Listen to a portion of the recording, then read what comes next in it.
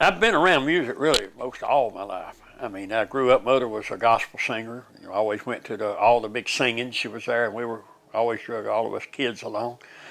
And then as I grew older, I learned how to play the guitar, and then I had a little band.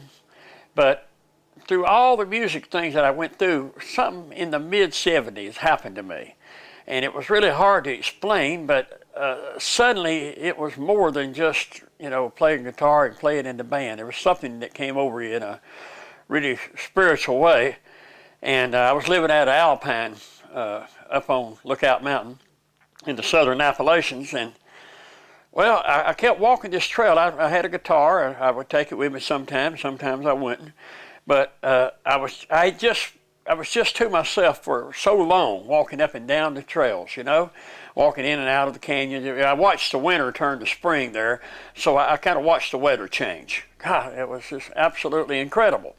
And I guess I'd always tried to write songs, but suddenly I started getting this whole different way of writing songs, just different ideas. Well, anyway, it was in one of these experiences in the canyon, that I started realizing my oneness with God, that, maybe everything around me could be God.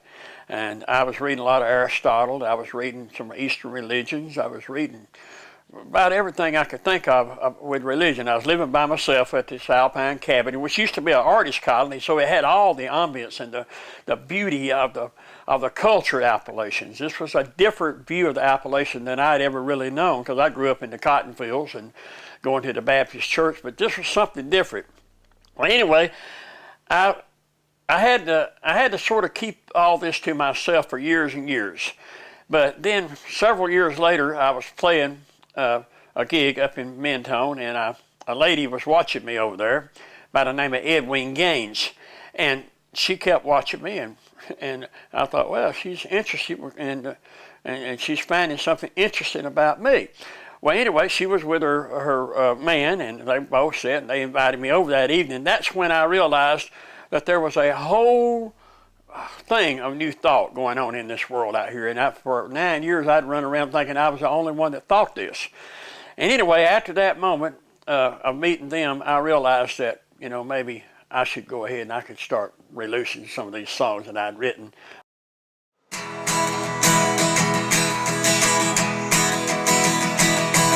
He was born in the southern Appalachian,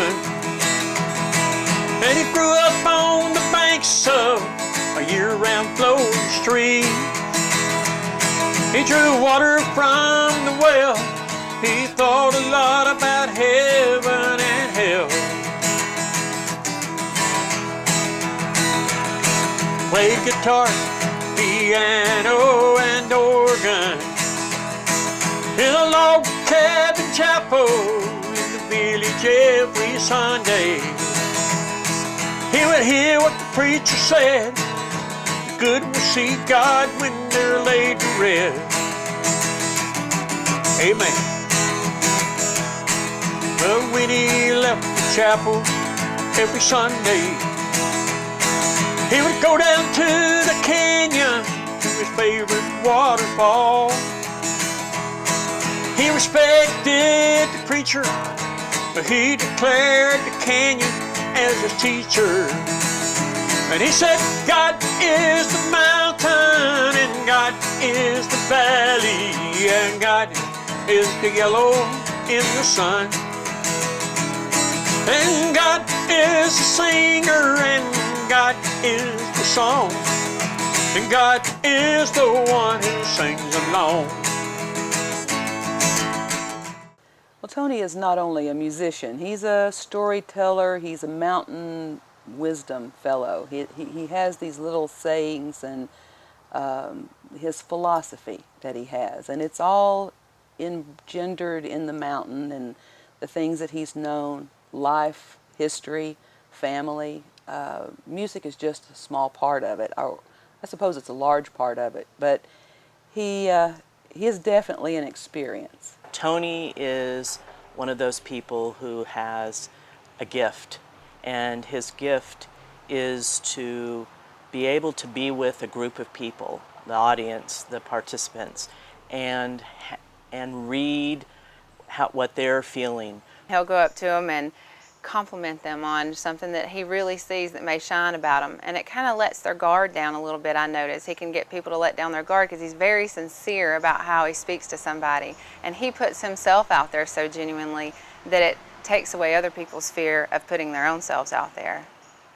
As the energy builds, he knows how to keep it building and to get everybody going. Choose the songs, choose the energy, keep the energy maybe going on a song over and over again, so that the energy keeps building, so that at the end of the day, I think he wants to have people feel that they had a special experience personally themselves.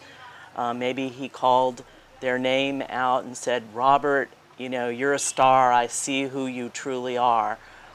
But at the same time, I think he also wants everyone to have what I would call a oneness experience. That experience that people go to rock concerts for, or they go to church for, where all of a sudden you're aware that you're an individual, but you're part of a whole group that's having a very incredible experience. During the time after I left Alpine and I was at Myrtle Beach, South Carolina, I started realizing something that that I'd never realized before, is that you've got to love yourself. I'm telling you, I don't care if nobody else likes you or they look at you weird. I don't care what's going on. If you don't know what's going on yourself, you still got to somehow or another know that you love yourself with every part. And that's when I came up with the song, Me, Myself, and I. See, I had, by the time I wrote this song, I had experienced and read everything I could read on everything from Christianity to Judaism to Buddhist to Hindu to Hare Krishna to you name it. It was all there. I knew it all. So that's how I come about writing the song Me, Myself, and I.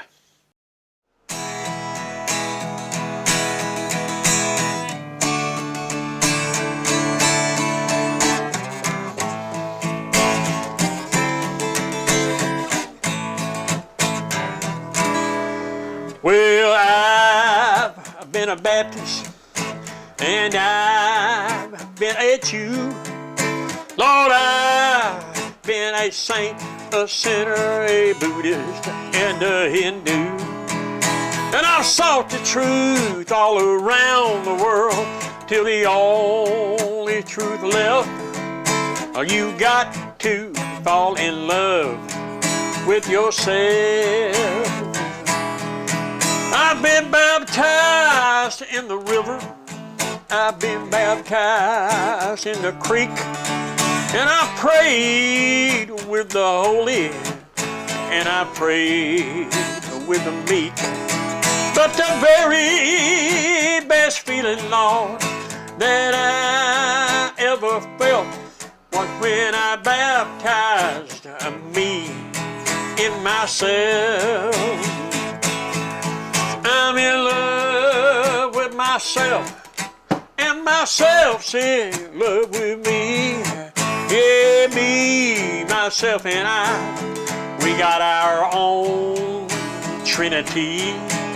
So make yourself happy, do the only thing left. Get on down and fall in love with yourself. Oh, River Now is a great song. I wrote it only reasonably recently, but I got into building cabins later in my life, and anyway, I was building a cabin over on the East River, which is supposedly to be the last refuge of the Cherokees when they were being escorted on the river on the Trail of Tears. And so every day I would ride over there. I would go down to this river, and while I was building that cabin, I got to in the process I was also reading Eckhart Tolle's Now book. Well, anyway, but I got to sitting at there one day, and I was watching some squirrels, and I was watching some birds, and I got to thinking, none of these animals really know or care what day it is. I mean, they don't care if it's Monday or a Tuesday or a Wednesday or what month it is or what year it is. That it has nothing to do with them. And it made me start to realize that time was really something that we had created ourselves, that really there is no such thing as time. What I learned from reading Eckhart Tolle and living in the moment was that when I sing a song, and there's one thing for sure, I have to be really focused. I have to be one with my guitar. My voice has to roll with the beat. It all has to be, the more I am aware of everything that's going on with me within that moment, I have to feel my words roll off my lips, you know. And you got to feel the presence and the awareness of the room all around. You know, I mean, sort of presence of what your body feels like at the time. I guess that's probably the biggest thing I learned from him, was really it was all about awareness, you know, and being here now, you know, and then again as almost as an ultimate observer, you know. I'm going home to the river of now, gonna live off the land somehow. Might even get me some chickens and a cow, but I'm going home to the river of now. Well, ain't no religion on the river of now, 'cause there ain't no fears and there ain't no doubt. All life is sacred, to all life I bow. I'm going home to the river of now. Well, I'm going where the months and the days ain't got no numbers and they ain't got no name. Ain't no clock ruling the crowd, Lord. I'm going home to the river of now. So Tony put some of the community women together and wanted to do what he called the goddess. And they practiced a little bit, got up on stage in the town square and did a multitude of songs, which was really so beautiful. And the beauty about it was a feeling of real community. It started in Town Square of Mentone, and it was a bunch of us girls that just like to have a great time at first, but we all have a spiritual focus in our lives. And when Tony started playing some songs, that all of us would get up and dance, and then he decided that he wanted us to back him up. And so the great thing about Tony is that it wasn't just that Tony could help us get up and dance and that type of thing. Tony helped us find our own voice. And then he would encourage us as we would move forward in our singing. And he would hear our voices independent of each other, even though we were singing as a group. And he would compliment our strengths of our voices. That he has a way of making the audience and the performing as one thing. So when we were up there, some of us that have never even been up there, we just focused on each other and had fun up front. And in the evening, when the lights are shining on you anyway, you can't really see anything out there. So we were just enjoying our own company and really getting into the music, and it was just a lot of fun.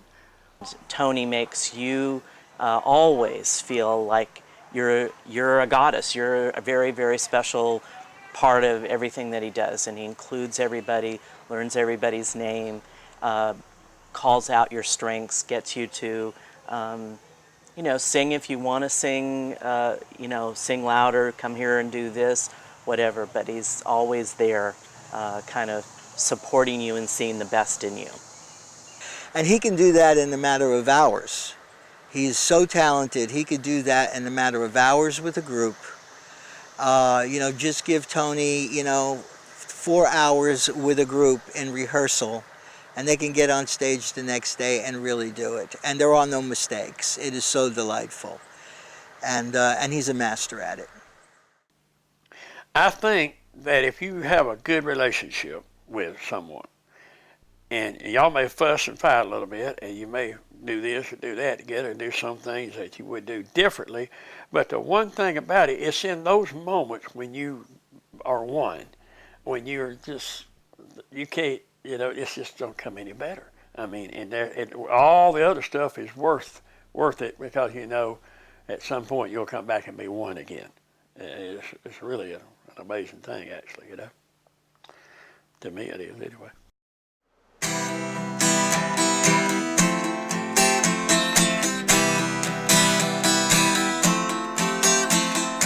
You and I, we know what it's like to be one. You and me, we've been friends and we've been enemies. We've been lovers second to none. We know what it's like to be one.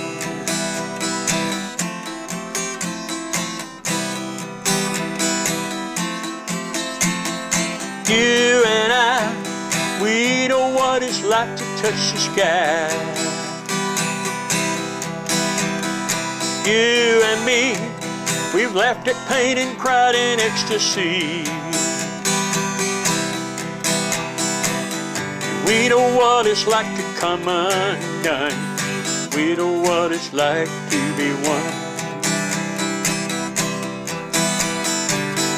You are you and I am I. Two separate worlds sharing one life. Like two rivers together we run. We know what it's like to be one. What actually happened to me at Alpine was the spirit of Orpheus is who came over me. I don't know if that's his real name in all these different traditions, but I'm telling you, something happened to me there that took priority over, and almost it's like you know the old song, your sins was washed totally away, but something came over me and I became somebody new in those days. But it was incredibly musically related. He apparently, this spirit within me, I call Orpheus, he seen that he could exist through me, that he could. I had the willingness to go sing to anybody, anywhere, anytime, for any occasion, right? And I had the willingness to write a song about anybody or anything. You know, I've read hundreds of songs which I probably forgot I wrote about various people, either spur of the moment things, right? Well, anyway, so Orpheus could stroll and play his lyre, you know, and or actually I think it's pronounced lyre. He could play his lyre or his guitar or whatever. So and when he played, Orpheus was a mythological right, mythological character. You know, he could play his lyre, and he when he walked into a room, the flowers would bloom and the people would smile. It basically become a musical, which probably Shakespeare probably got some out of this too, if I had to guess. Well, the whole world is a stage, right? Well, you can really turn any place you want to into a stage. You know, if you've got a willing audience out there that's ready for you to walk in and start singing, and they'll stop there during the holidays when I'm doing Christmas carols and I walk into any shop, they all stop doing is what they're doing and start singing along. So suddenly the magic has come. Every year when I do the strolling thing for the cities of a couple of three towns that I stroll in and out of the shops for, you know, the courthouses and the restaurants and the city halls throughout the county, you know, they all say, man, we're so glad you're here. You know, we've been waiting on you to get here. See, they really are. They're not waiting on me. They're waiting on this particular character to come in who sings Christmas carols, and they all get to be a part that I get to be a part of too. I mean, I enjoyed it as much as anybody else. You know, as much as they're enjoying it, I'm enjoying it because it's all that experience thing, right? So Orpheus, he is like I said, I don't really know who the character is, but there is this character that likes to sing, use me and sing through me, and I like this guy a lot, you know. I like to let him come on through. The more he is through, the better I feel, you know. And who knows, it could be the musical Lord or whoever, you know. Well, if I come to your church, we're gonna have a moment together. We're gonna have something that's gonna make us both feel good, because it just happens that way. I can't explain how it happens, but we will have a good moment. Somehow or another, it'll just come aboard, and when they leave, they will leave knowing they had a good moment. And I do believe they'll feel better about themselves and they'll spread this wonderful feeling they've had, because that we've all had together. They'll spend it out. Hey man, we all had a great time. That's what I believe. I believe would happen there.